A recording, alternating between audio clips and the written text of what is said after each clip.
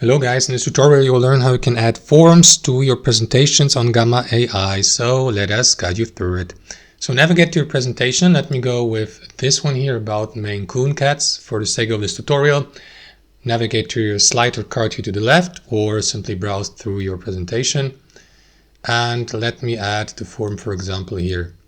So what you want to do, guys, is click into select forms and buttons here at the bottom of that panel to the right and select your type of form. For example, you can embed a form from Google Forms. So let me do that really quickly. And after that, guys, what you want to do is simply enter the URL or paste the URL of the form you have saved on Google Form.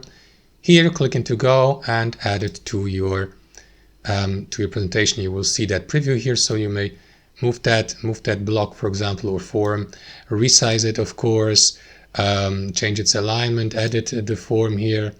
Don't forget to click into Go here once you have entered the URL of the shared form from Google Forms to add it to your presentation, and otherwise you will only see that placeholder here. So that's it. If you'd like to delete it, click into that button to get rid of that form. And that's it, guys. Thanks for watching, and I'll see you next time.